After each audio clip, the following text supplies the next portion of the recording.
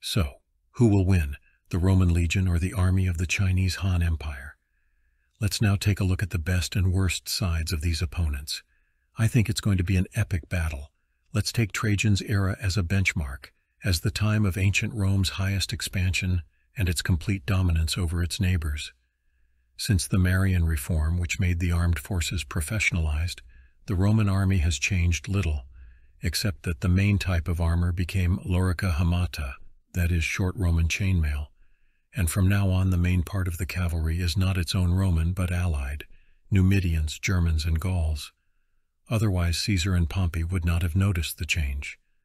Let us turn to the army of the Chinese Han Empire, which existed around the same period. It was semi-professional in composition with cadre and garrison units. This approach was somewhat reminiscent of the later Roman limitans and comitatus. The melee infantry used four main weapons: the straight and long Jin sword, the single-bladed Dao sword, the spear, and the halberd. In the first two cases, the length of archaeological specimens reaches up to 114 centimeters. This indicates a better development of the art of weaponry. The Romans made their swords short and wide because of the quality of metal. It is known that the Han Chinese had no standard formation, but duanjun in organized 3 rows of halberdiers, swordsmen, and kopjesters, supported by crossbowmen and light cavalry on each flank.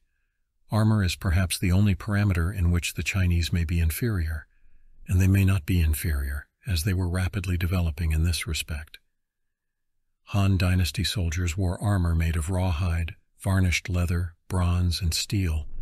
The last two types were scaled and plate armor. Helmets were made of leather, sometimes covered with metal plates. We must assume that metal was reserved for cavalry and upper-class fighters, but in that case they were better protected than the Romans. The Chinese cavalry, on the other hand, was good. By that time the empire had already obtained heavenly horses, argamacs from Central Asia, and started breeding them on its territory.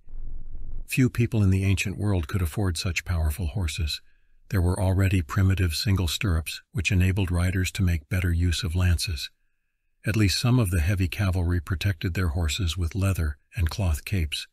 The light cavalry were classic mounted archers, often mercenaries from steppe tribes.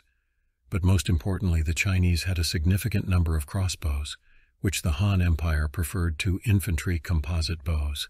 The latter, however, were also used. Han crossbows were known to hit more powerfully and farther than the bows of Hunnu cavalry archers. Chinese throwing machines were almost as good, but, as in the case of Rome, were hardly ever used in field battles. The Chinese army also defended its camp on the march. Again, Emperor Wudi fought bigger and more epic battles than any Trajan or Caesar. The names of his enemies just don't tell us anything. Let's put our opponents in approximately equal conditions. Let them have the same number of men, good generals, and the battle will take place on a large plain, equally convenient for all. Fighting on open ground will give no one a positional advantage, and will result in more action on each side. The Chinese infantry is used to operating from defense. Its main opponent is mobile nomadic armies, and they cannot be outmatched in speed. Again, the ancient weapons that predominate there are designed more for defense than offense, so the Han Chinese will stand and wait for a Roman attack until their highly trained cavalry has dealt with the enemy cavalry. Seems to me that superior horses, stirrups, lances, laminar, and lamellar armor, which Rome itself would later switch to, and simply more Chinese would cause the Roman cavalry to be quickly defeated. The infantry, on the other hand, might not reach their enemy, as Han crossbows are the best ranged weapons the Romans could face. To top it all off, there are simply a lot of them. At one time, the Han Empire used them to drive out the Huns for a good walk in Europe afterward.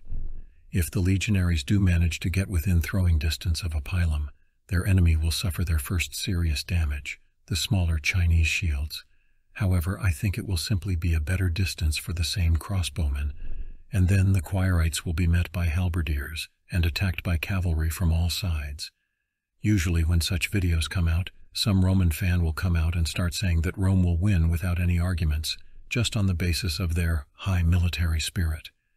But this is hardly true, as the Quirites have always had great difficulty with archers and good cavalry, and the Chinese are precisely that strong,